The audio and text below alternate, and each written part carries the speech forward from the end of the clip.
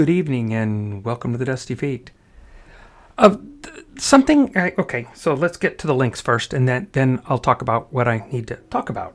So we'll get there. First of all, good evening. It's Thursday the 27th. There we go. Vimeo.com, TheDustyFeet, TheDustyFeet.com, where I keep all the updates. I'm thinking of adding, and I have an account, but I'm thinking of adding Twitter onto this account because, and use it actively. Because today, for instance, the internet went out here in our area in Georgia. It wasn't just our little complex or area. It was a rather large region in Georgia that lost internet for a while with my provider, Hargray. And so if that was a problem, it would be something that would be nice to know ahead of time. So I'm thinking of using Twitter, for instance, as the dynamic update. I can go and update a web page. But for instance, if the internet's down, that means I'd have to do it on my tablet, right? Because the computer wouldn't have the hookup.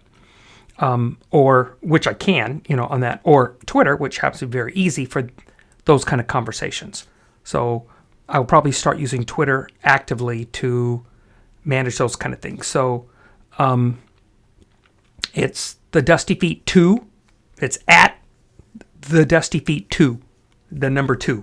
Okay, and that's my hashtag, that's my hashtag at Twitter. Okay. That said, tonight on the Dusty Feet, Branches on the Vine, AlephBeta, and this is a segue from last week's wrap up of Matthew chapter, not the wrap up of part 6, where it's Jesus in the Torah. Okay, and where we're gonna let's get to this too before I forget. And as always on the Dusty Feet, this is a place where we can safely explore the endless ways of God and the interconnection of His creation. Or belief understandings may be challenged, divine misunderstandings may exist, and traditional teachings might falter as we pursue connection, context, and community with God and each other here in an environment of grace and love. So here we go on the Dusty Feet.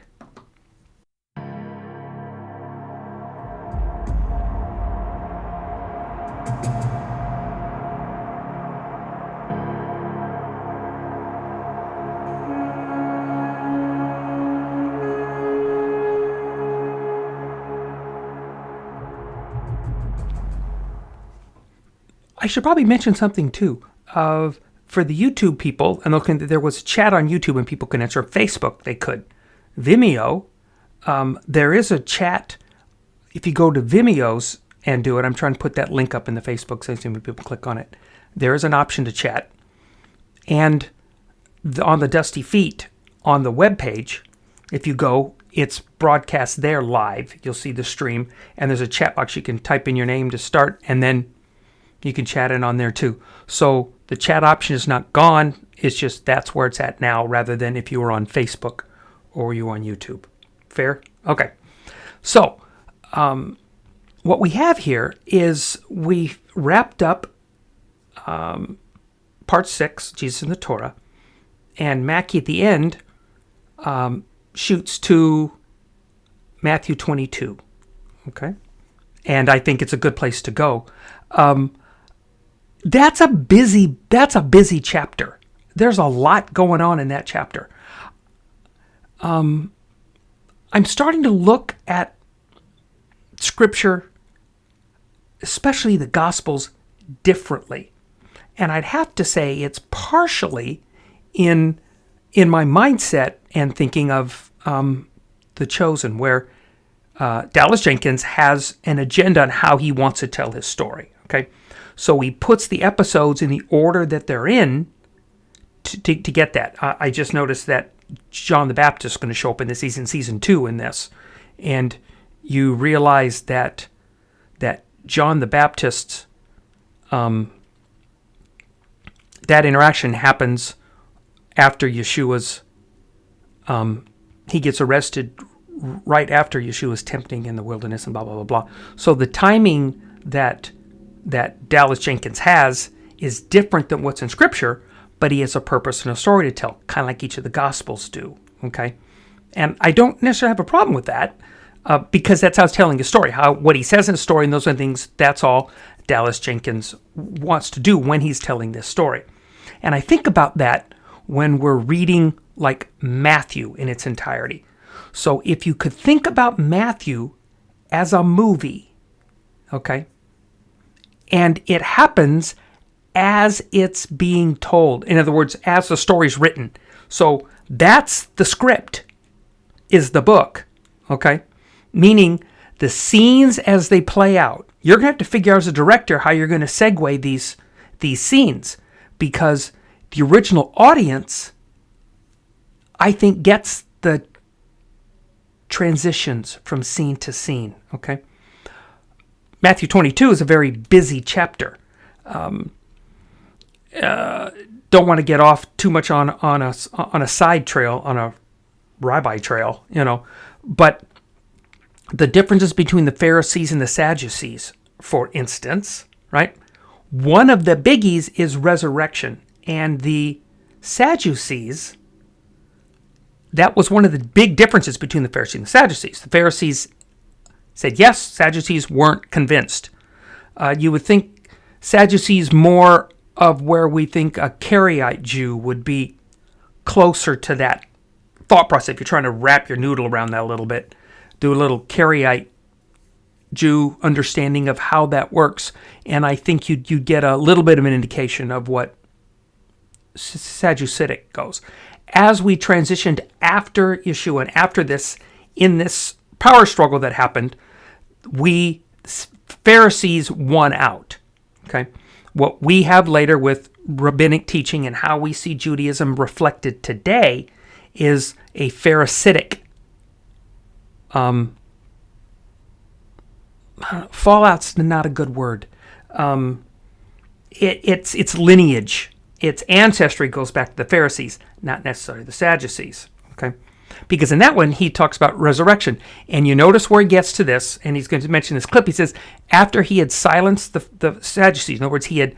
So how you take that is interesting. Does that mean he had answered the Sadducees' questions, and they were fine with that?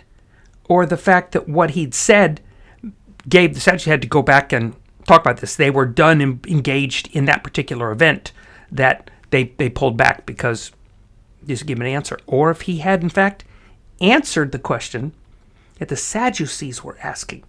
It's the Pharisees that we have the big issue with, and we see pushing forward. And they were the power of the time.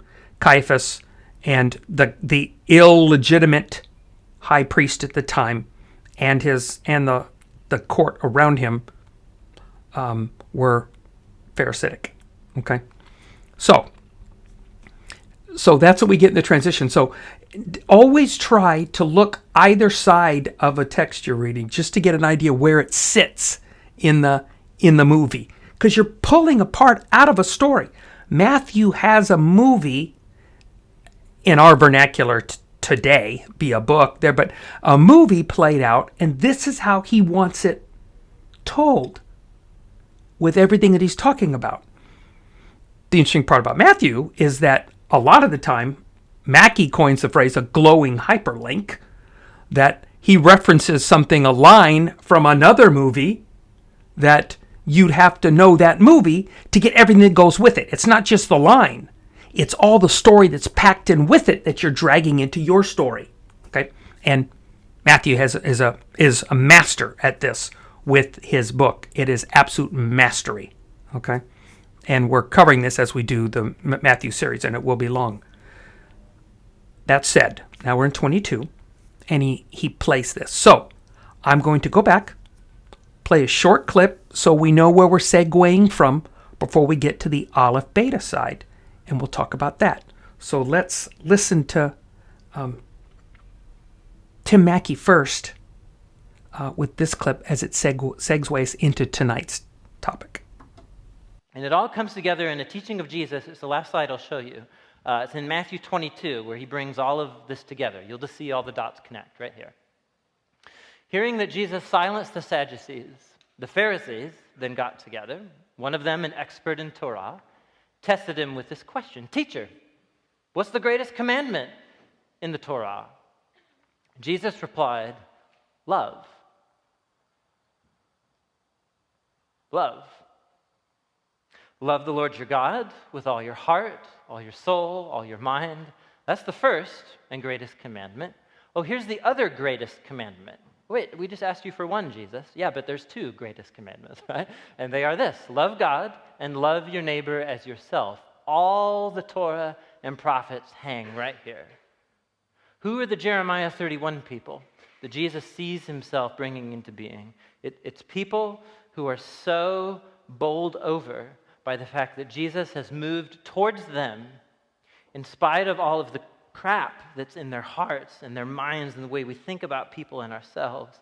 And Jesus comes and he throws these forgiveness parties, right? We take part in it every single week when we gather. We call it the bread and the cup, but we're reenacting these forgiveness parties that Jesus threw as he moved towards people and just offered them the kingdom and being a part of his people just as an act of sheer grace.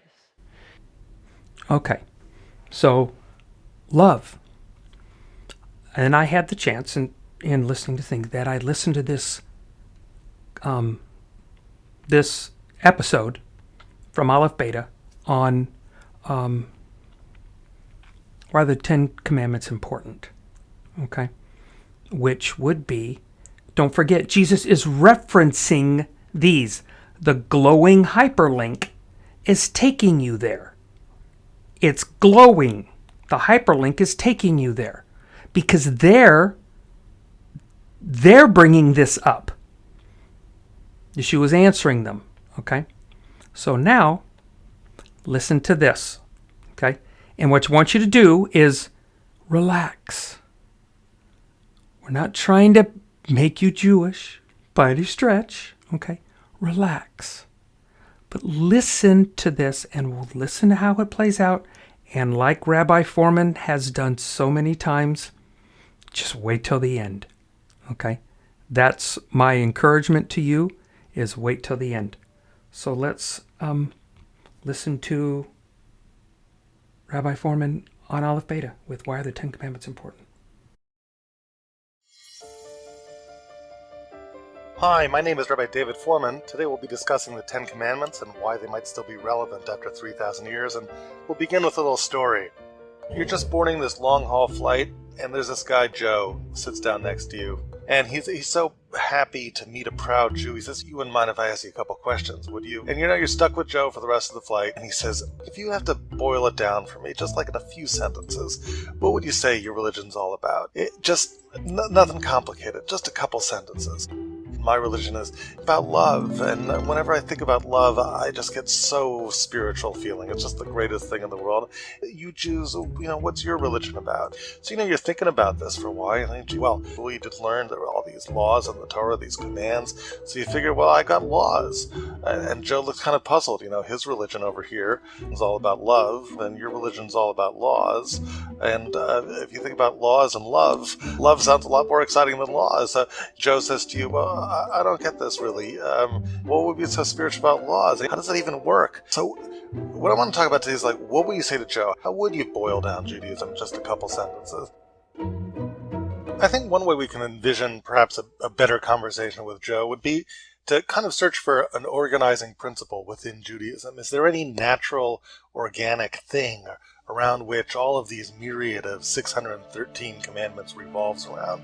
And the first thing that comes to mind is that there's an idea in the Jewish tradition that the 10 Commandments, which according to tradition was given to Moses at Sinai in that grand event, fire and light show at the mountain, that the 10 Commandments are a kind of table of contents for the entire Torah. There's only 10 commands, and there's 613 commands throughout the whole Torah. But the logic in kind of giving those 10 commands on a special revelation on top of a mountain is because somehow they're the organizing principle for the entire Torah. And this is a very attractive notion, because if there really is an organizing principle, if the 10 Commandments really are some kind of table of contents for the whole Torah, then you have a system. If you have a system, you don't have 613 random laws anymore. An organized system can be spiritual, it can be meaningful, and it's not really 613 things. To give you an example, take a song, Rockabye Baby on the Treetop. If you imagine somebody who didn't know that song, how do you teach them Rockabye Baby on the Treetop? So you could start, you'd say, well, everybody listen closely, A sharp minor, B flat, C sharp, D major, and you could teach them 75 notes. You'd say, now sing after me, and no one would be able to do it. Or you could sit there and actually sing the tune. If you sing the tune a couple times, people would get it. They'd get the notes. And I might give this class on singing Rockabye Baby, and then people filed out of the class, and they said, so what'd you learn today? So they said, well, I learned Rockabye Baby. Imagine somebody said, well, how did you learn Rockabye Baby? There were like 155 notes in that song. How could you possibly memorize all those notes? Obviously, it was one song. 155 notes become one song. If you look at each of these individual notes, they actually form something which is elegant. It has aesthetic qualities. The Torah has all of that, so it's a very interesting possibility. When Joe says laws don't seem very spiritual to me, right? Laws is not as good as love. Well, it depends what you mean by laws. If laws are a system, if laws are a song, if they're designed to achieve certain ends and how it all fits together, well, then you could be looking at something spiritual. So what I want to do is explore this question with you today, which is, are the Ten Commandments, in fact, a table of contents? So I think when most of us think of the Ten Commandments, we don't really think of a document that actually means much to us at all. And when I say that, I don't mean that we don't actually respect it. I think we have may have a great deal of respect for it as a symbol of Judaism. And we revere the Ten Commandments. But just because we revere the Ten Commandments doesn't mean we actually relate to it. The more you revere something, it seems to have nothing to do with you. It's just something very big and Gothic that is a foundation of culture. So the question is, that's the way it's supposed to be, or is the Ten Commandments actually supposed to mean something to me? In the last 30 days, how many moral dilemmas were you confronted with for which you looked to the Ten Commandments for guidance? The answer is not that many. If you haven't been considered killing anybody in the last few days or wasn't on your to-do list, the Ten Commandments talk to you. Is it actually talking to you? I guess that's one of the main questions I want to ask here, is this document actually relevant to me in any kind of deep spiritual sort of way? I think most of us would kind of say no. To deal with this question, I want to go back to sort of Joe on the plane for a moment and suggest that Joe might have a second question for you. Well, if you think about it, though, Joe says any particular narrative in the Bible is very short. Take the Tower of Babel story. Tower of Babel story is actually very short in the Torah. If you look at it, it ends in verse 9. 9 verses is not very big. This is the whole story, If you imagine what the story would look like if it happened 50 years ago, it's a big deal. You'd have a lot more than 9 verses. So Joe says, if you believe the Bible is deep, it's too short. How are you supposed to say anything deep in 9 sentences? And I don't care how smart you are, Joe says. I don't think God could do it. I don't think anybody could do it. So how is it that you say the Bible is deep? Well, what really is the answer to that? So I want to give you a possible way of dealing with Joe's second question over here, and it relates to this whole idea of how the Ten Commandments might relate to us. Think of it with an analogy, living space in Manhattan. Imagine you were really rich and, money was no object, and you want a lot of living space in Manhattan, and you tell your real estate agent you don't care how much it costs, can you get it? So you say, well, I want this beautiful ranch home in Manhattan. Well, I don't care how much money you're willing to spend, you're simply not going to find that in Manhattan. So if you have a smart real estate agent, they say, well, look, I can give you a lot of space to live, but it's not going to look like a ranch house. How do you have to get it in Manhattan? And the answer is, you get it by building up. It's going to be something like a high-rise condo that you get your space. And there's layers. And I can give you an apartment with 3 layers in it. And that's how you can have a lot of space. So if you analogize that to text, maybe that there's layers in text as well. A short document can have a lot of information if the text has layers of meaning. And maybe the Bible does that.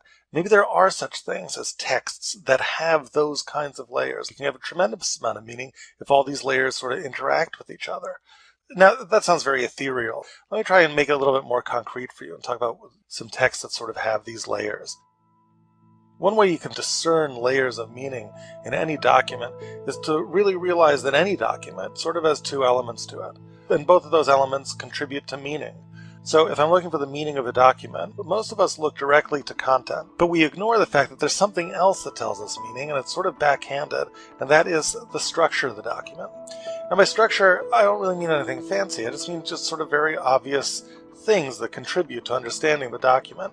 So for example, if you're looking at the Declaration of Independence, so there's structure, way up here you got a title in big bold print. So there's this big drop cap over here that tells you that you're beginning things, and you've got over here these indentations, and the indentations mean something.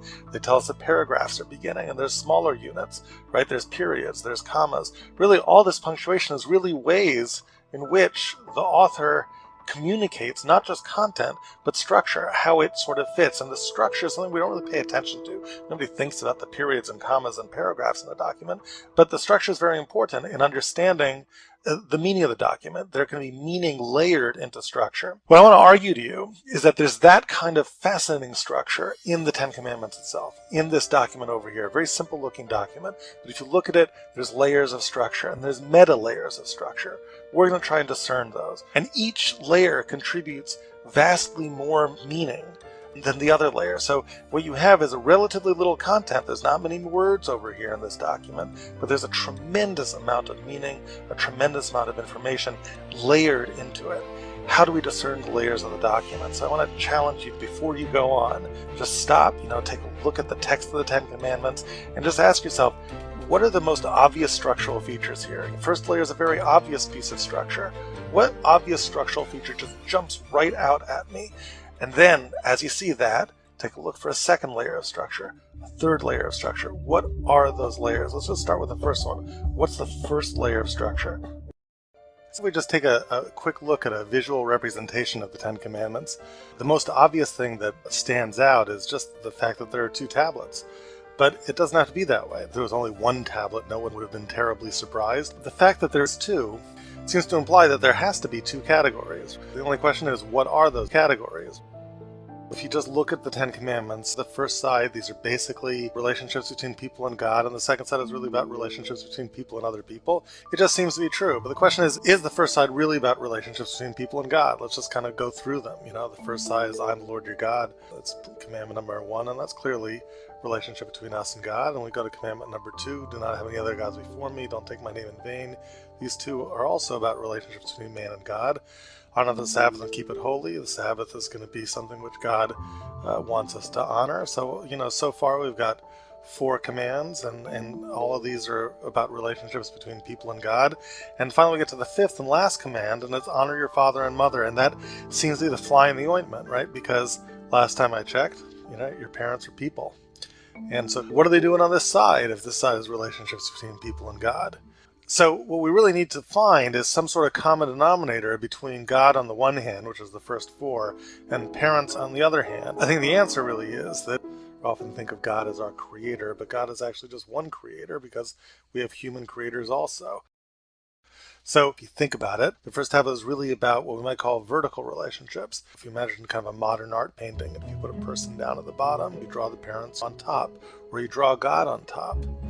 And that's because we intuit that both parents and God are authority figures. We owe everything to them, and therefore we're simply not their equals. So we have relationships between authority figures on the one hand, we might call vertical relationships, on tablet number 1.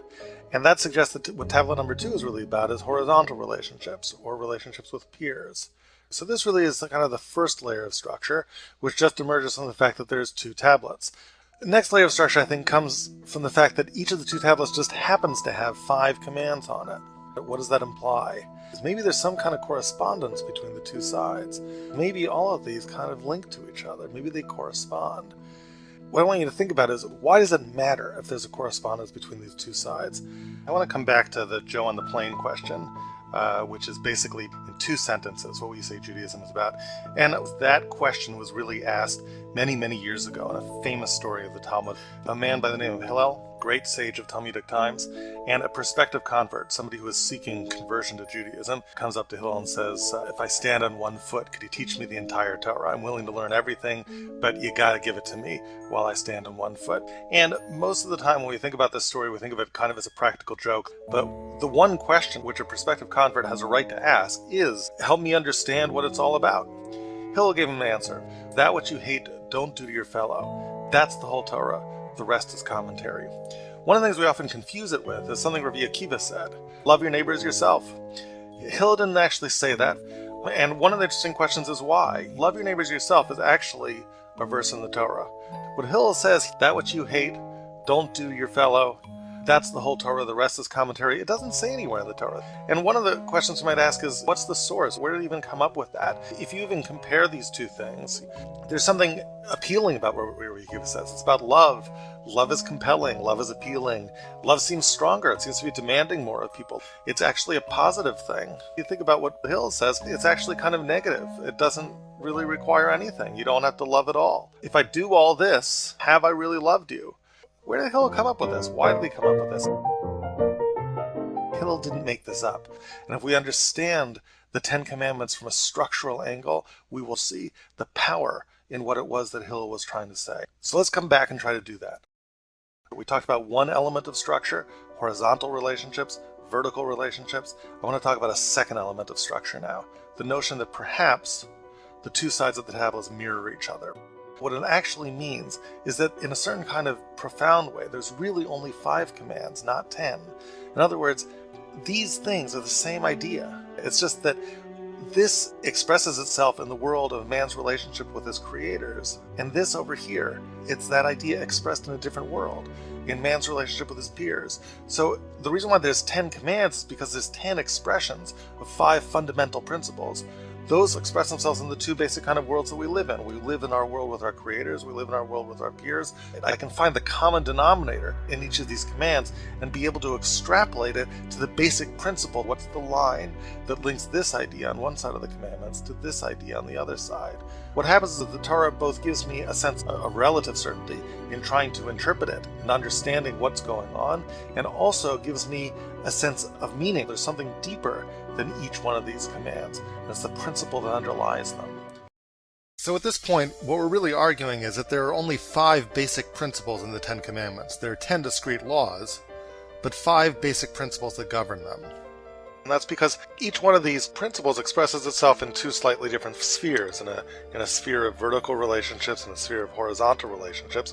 So the idea will look a little bit different depending on what sphere it's expressing itself in. And the way, of course, that you identify the principles we suggested is that you look for the common denominator. What is it that's driving each of these? What unseen principle seems to motivate both of these commands? So let's try that with the first one of these, right? The first command on each tablet, which is I am the Lord your God on tablet number 1. Do not murder on tablet number 2. And it's almost like you could express it algebraically. You might say that what failing to recognize God is within vertical relationships, murder would be in horizontal relationships. So how does that equation play out? A clue, I think, comes from the idea that killing a human being is a big deal in the first place. When we intuit there's something special about human beings, the language that the Torah uses to describe that human beings are created in the image of God. That indeed is the rationale that the Torah gives for the great consequences that attaches to killing someone. Human beings are special because they're created, so to speak, in the image of God. So if you come back to our 2 commands, on the one hand, I am the Lord your God on the first tablet, and the command prohibiting murder on the second tablet, one of the interesting things about this is that, who are you murdering? You're murdering someone created in the image of God. And who is it on the other side that we're commanded to recognize? We're commanded to recognize God himself. And of course the common denominator here is God. So does that begin to give us a clue? I think it does. So let's continue and try to flesh out this equivalency a little bit more. So let's ask, why do people murder other people in the first place? If I lie awake at night and I say to myself, my life is better off without Joe in the world, at that point I have a challenge in front of me, which is maybe I'll just kill Joe. Maybe I'll murder him. Now, if you think about that for a moment, that leads to some very interesting questions with respect to our creators. Could we imagine somebody saying, my life is better off without my creator in the world? In other words, if we transpose this into vertical relationships instead of horizontal relationships, it's not my life would be better off without Joe in the world. Maybe someone might say my life is better off without my creator in the world. Could we imagine someone saying that? And yes, we could. You could imagine it might be more convenient to live without my creator in the world. Well, if that were the case, if I felt that way, what would my challenge be? I couldn't murder God. Next best thing I could do is I could ignore him. If you think about murder and ignoring, there's actually something very similar about the two. They're 2 different ways of getting rid of someone, right? There's an objective way, and that is when you kill them. And of course there is a subjective way, which is when you ignore them. Either way, I am getting rid of somebody.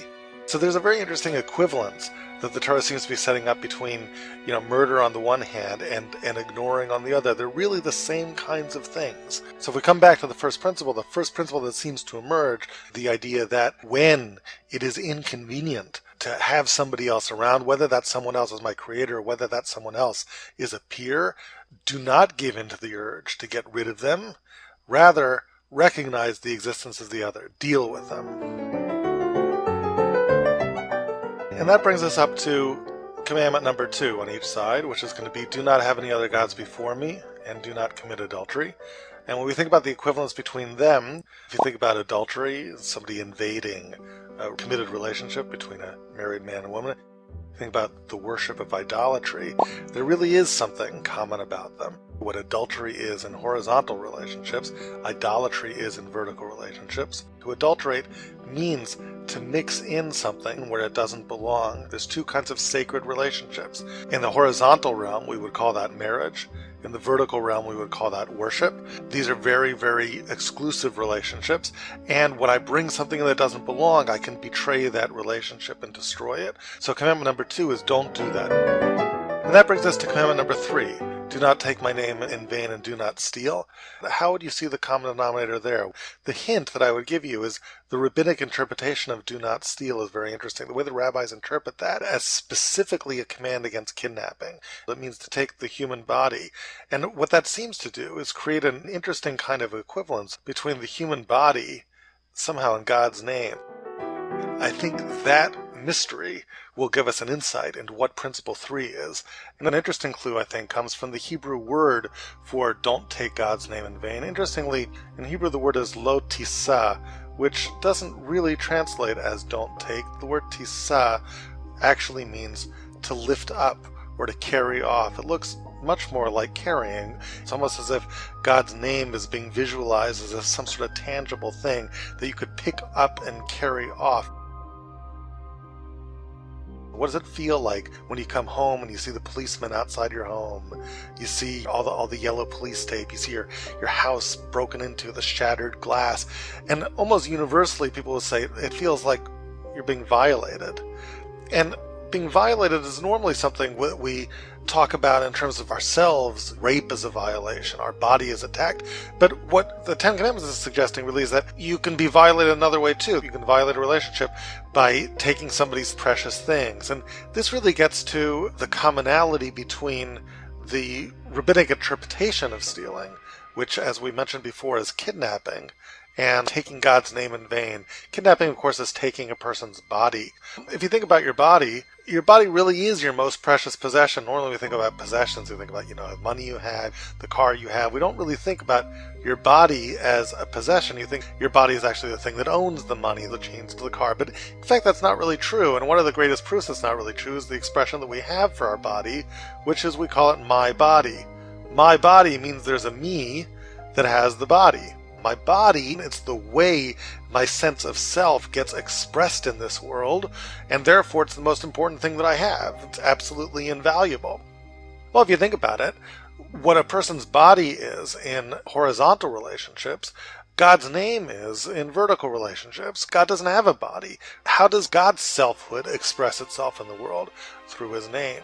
So in other words, there's sort of two expressions of self in the world. There's an abstract expression of self, which is name. There's a concrete expression of self, which is body. And the third principle really is, when it comes to these very precious possessions that we have, don't violate another by misappropriating those. And that brings us to the fourth principle over here, and that is honor the Sabbath, keep it holy on the one hand, and don't bear false witness against your fellow. So let's talk about why it is that we honor the Sabbath. According to Jewish tradition, honoring the Sabbath actually is an act of testimony. We're resting in recognition of the fact that God rested after having created the world. We're telling the truth about God, about the most important thing we know about God, which is that he's the creator of our world. And again, if you do the analogy, what testimony in court is with peers, with horizontal relationships, keeping the Sabbath is with vertical relationships. It's telling the truth about somebody's actions. And if you don't tell the truth about someone's actions, you violate them. Why? Because actions are sort of also a possession. Actions are something that we own. It's part of what makes us who we are. When you lie about that, it's like identity theft. You're taking some of me away from me.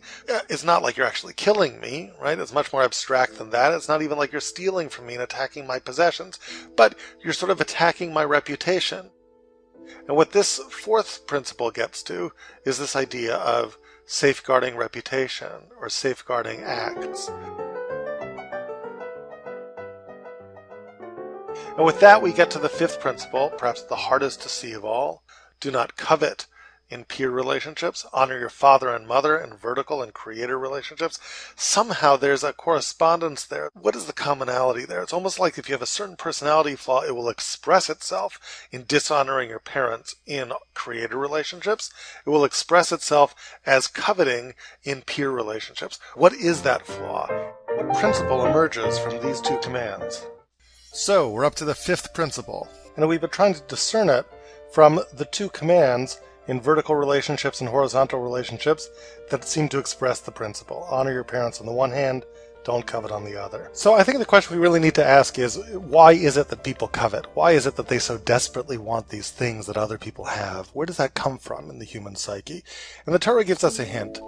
If you look at the language that the Ten Commandment couches the command not to covet in, there's something very obsessive about the language. It doesn't just say, lo tachmod beit re'echa, don't covet the house of your friend. It keeps on going. Don't covet his house, don't covet his wife, don't covet his manservant, don't covet his maidservant, don't covet everything that he has. And it gets extremely specific in all these things, one thing after another thing. It's this veritable laundry list and stuff. It's like you feel like saying, I get it already. Why over and over again? And the Torah seems to, I think, suggest that there's something obsessive about the nature of coveting. Where does that come from? What lie am I telling myself that I think that I'm just going to be happy if I have all these things? And then never really works. So let's try and play this thought experiment. I call it the coveting game.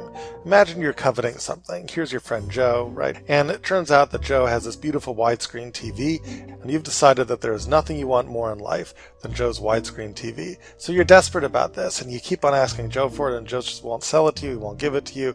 And every time you go over to Joe's house, you just look at this widescreen TV, and you get down. You think, why can't I have Joe's widescreen TV? Eventually, you go and you seek therapy for this. So you're in therapy with the therapist, and she's talking to you about coveting, about your obsession. And finally she says to you, we could just go to Best Buy, just down the block, and I could buy you a widescreen TV with all this money that you're spending. Why don't we just go do that? Would that solve my coveting issue? I think the answer is, what essentially I really want is I want to be Joe.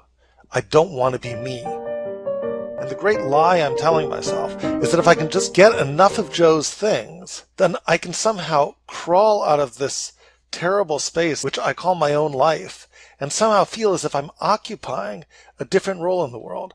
I'm occupying Joe's role in the world. Of course, it never really works. I never really feel like Joe. So I feel like I need the next thing, and I need the next thing. Then I'll feel like Joe.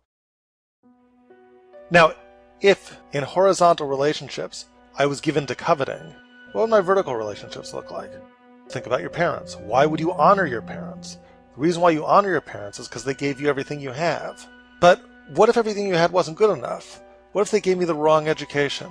What if they gave me the wrong genes, the wrong DNA? What if I viewed life itself, that great gift that they gave me, as not a great gift at all? There would be no reason to give them honor. I would be resentful against them.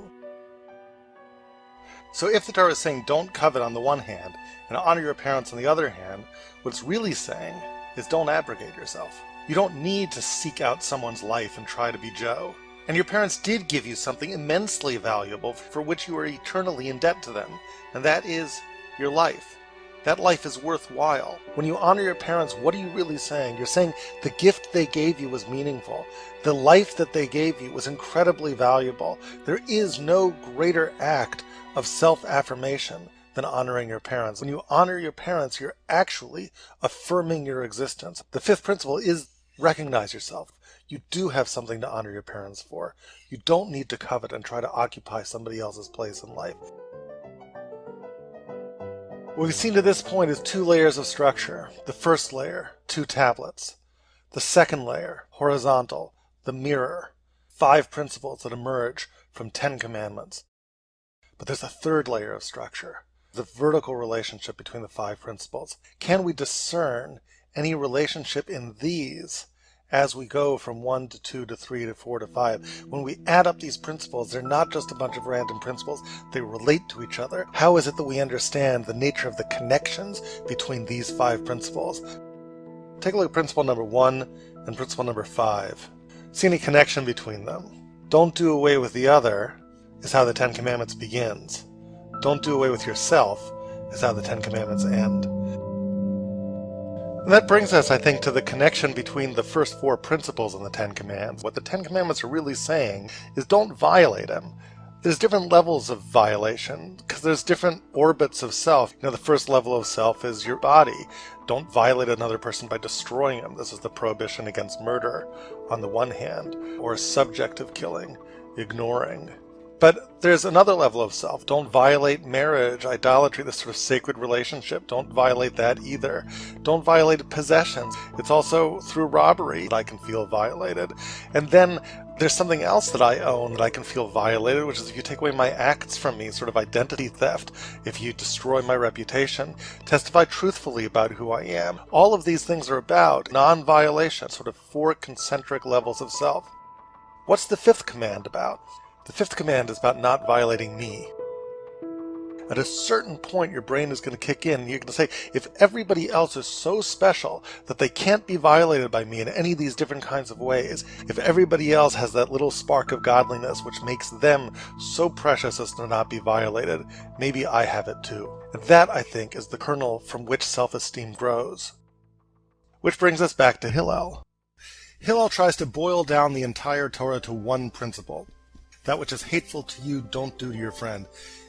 And one of the interesting questions about Hillel is there is no verse in the Torah that says that which is hateful to you, don't do to your friend. Where did he get this from? Did he just make it up out of thin air? And I think the answer is he actually extrapolated it from the 10 Commandments. Because if you look at the 10 Commandments the way we've looked at it, when you boil it down to those 5 principles, and you boil those 5 principles down to one idea, what is that idea? The idea basically is, don't treat others the way you wouldn't want to be treated. You wouldn't want to be violated. You wouldn't want your essential self to be violated. You wouldn't want your sacred relationships to be violated. You wouldn't want your money to be violated. You wouldn't want your reputation to be violated. At all of these various different levels of self, we want our integrity. We don't want to be invaded. Don't do to others what you don't want done to you is another way of saying, don't violate people. And if you think about that principle, you can really boil it down to one word. What is that word? That word, I don't believe, is love. That's a different principle. That was Rabbi Akiva. Love your neighbor as yourself. Non-violation, we would more easily identify, I think, not as love, but as respect. If I don't violate you, I haven't yet loved you, but I have respected you. What does it mean to respect someone? Whether that someone is God, a vertical relationship, or whether that someone is a human being, a horizontal relationship. It means not treating them as a thing that I can use for my own purposes, as something that I can invade, that I can mold to my will. Both God in vertical relationships and people in horizontal relationships are incredibly special. God is God, and human beings are Tselem Elokim, God-like. You don't take God-like things and mold them into what you want them to be. They are what they are, and what they are needs to be respected. What does it look like to relate to one of these beings without respect? What does it look like to relate to God without respect? It looks like idolatry. In idolatry, what are you worshiping? You're worshiping a thing. And the relationship that you build with an idol is worthy of a thing. The rain god, the sun god, the moon god, the totem pole. I impute some power to this thing, and then I bargain with it. I try to appease it. I try to get something out of it to make my life better. And the sum total of my relationship with the thing is reduced to what I can get out of it. We can relate to people that way as well. What can I get out of you? If you're my colleague, maybe I can get a reference for my next job interview. If you're my date, maybe I can get a trophy wife. If you're my super popular friend, maybe I can get social status. I can manipulate you, because the only thing that really counts in this world is me. Everything else is just a tool to make me better. That is one way to view the world, but that's not the Jewish way to view the world. What does it look like when you don't treat them as things? What does it look like when you recognize the inherent godliness of God, and when you recognize that every human being carries a little spark of godliness within them? When you relate to people this way, the way is cleared for a new kind of relationship. And this brings us to Rabbi Akiva, a relationship we can actually rightfully call love. Love comes in two varieties, what we might call true love, and what we can also call love's imposter. Let's take a minute to elaborate what that would mean. What is love? What's common to what I'm going to call true love and love's imposter is that love means the creation of a we out of two eyes. Anytime you love, you're coming together with someone in some sort of way. In romantic love, that union is most obvious. Two people actually literally come together physically, emotionally, spiritually, but really in any kind of love relationships, that's true. We create relationships, we unify with others, we join them when we join their team in a company, when we make friends with someone and create a kind of we out of that relationship. But anytime you can join in two ways. You can join with respect, or you can join without respect. When you join with respect, you honor the two eyes that are the cornerstones of the we. When you join without respect, the we crushes one or both of the two eyes. What does it look like when a we crushes an eye? It can look like a lot of things. In romantic love, it can look like domestic violence. I look at you, and I see any shred of independence that you manifest as betraying our relationship. How come you have your own friends? We have our friends. Why do you need your own money? We have our money. Why do you need your own time to yourself? What about us? Pretty soon you have nowhere left to breathe. All there is us, and the us strangles the you. Or in a regular friendship, you need to be around me all the time. I need to be around you all the time. Or when you join my team, what if the rite of passage to join my team humiliates you, makes you into a nothing? What if to get into my fraternity, you need to be hazed, you need to be broken down? All of these things are love's imposter. We create a bond, but the bond destroys you. Ultimately, it may be that Rabbi Akiva and Hillel are not arguing. It's just one's the foundation of the other. Love, yes, love is what it's all about. But love based on what? Love based on respect. That which is hateful to you, don't do to your friend. It's the soul of any true relationship, the foundation of love. It's what Judaism is all about. And it is the attitude and the actions that we need to bring to all of our relationships all the time. And you can tell that to Joe on the plane. Hi, thanks for watching. If you found this video meaningful, pay it forward. Share it with your friends and family so they can enjoy it as much as you did. Okay, so what you've got is, I'm going to kill that, so I'll make sure that doesn't vibrate. Okay. There's so much in there, you're like, oh my gosh, you could do a whole nother thing on that. And I just want you to mull on that. I do. We have this penchant in churchianity to say it's law versus love. And yet, as we're seeing with Matthew, Jesus doesn't separate the two. Clearly does not separate the two. They're the same. You can't have one without the other. Because then you have love's imposter. Okay? And that's an interesting thing, and I think that's something we have in society today. He never separates the two. And the Torah, strangely enough, if you're interested in it, get a Tanakh. You can get them online, soft. Maybe I should put that in a link in the description sometime. I don't have it in this one, but I should put it later, or we'll talk about it later. Because it's interesting, the Tanakh actually does have structure in it. Remember the structure that he had in the beginning with the Declaration of Independence? Okay. That there actually are parts of that are written certain ways to make it stand out. It's physically written down in the scroll certain ways to make it stand out. And you go, interesting, because like we know, Hebrew doesn't have vowels.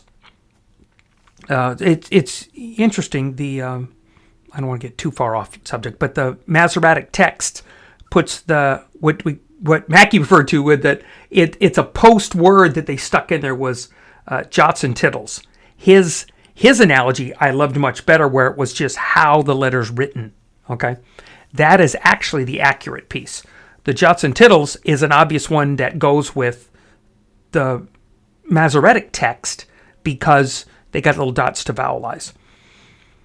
Because they didn't know how the word was supposed to sound, so it standardized how these words were pronounced so that that story could be told that way. Okay. I heard something in Israel, and I looked at some signs to see that the signs there do not have vowel markers underneath them. Why? Why would you not have vowel markers? It's because everyone knows what the sign says. They know how the word's pronounced. So in context today, they know what that is. So I don't need those. Back then, they didn't need them.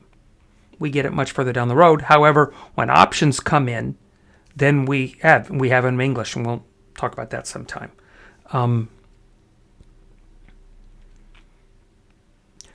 Love. And he said what? And he said the vertical. Yeshua says, and the horizontal, right? Is the vertical and the horizontal.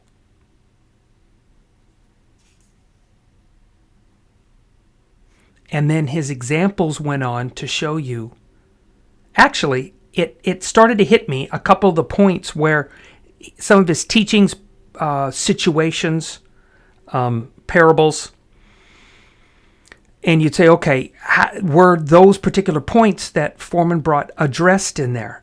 And I'd say yes. Maybe I'll do an episode on that. That might be an interesting discussion. Say, okay, so when Jesus is talking about this, it's addressing this. And when he's doing this, he's addressing that. And you go, I never saw it that way. I understand. Because sometimes we're not looking for the layers, right? We're just on this flat thing, and we told you what it said. And I'm not sure that what we were told is what it says. Is that a fair thing? I turned 60 this week. And honor your mother and your father really hit me hard in this. Because they gave me everything to be here. And it cost them dearly for me to be here. John and Jackie Wern, and you didn't view it as sacrifice, I don't think, at the time. I don't think that was your penchant, you're beating yourself because of this. That it wasn't the point, but it did. And you lost so much that you can't get back. And it caused issues down the road. I get it. That's our consequences and our choices. But I'm also a consequence. And I love being that consequence. I do. So, honor your mother and your father. The givers of life. God sparks, takes them. I get to enjoy next week. Let's get there first. Let's hit this. All the links in the description to the video, including the one AlephBeta, is down in the description. Okay, so Everything's down there. And everything's at vimeo.com/TheDustyFeet for all the videos that are there. DustyFeet.com for the live feeds. On the Facebook ones, I'm going to start putting actually the feed from Vimeo in that link, so it'll be there. The other side now is that I get to enjoy my next week. I'm with my brother again. The other part that goes with our family. And I get to enjoy another episode with Jimmy, Follow the Red String. So I'm very much looking forward to that. What we're going to talk about, that's a surprise. So, because we're done with the other series, right? Because the other series got on trial. So this one is a surprise. You'll hear it when we start it. And we'll see whether it's going to be a part one or multiple parts. It wouldn't shock me if we go multiple parts, because that's what Jimmy and I tend to do. But on my birthday week, and I'm honoring my parents and excited to be with my brother, it's a very fruitful time for me. So thank you for hanging with us tonight on the Dusty Feet. I hope you got a chance to see a little more of our brother, because I've said it before and I'll say it again. We're not two entities. We are one body. We are one body that follow one God. Somebody told us different. I don't agree. We're one body. And respect. And ultimately, as Jesus says, love. So thank you for being with us tonight at the Dusty Feet. And we'll see you next week with Jim Wern on Follow the Red String.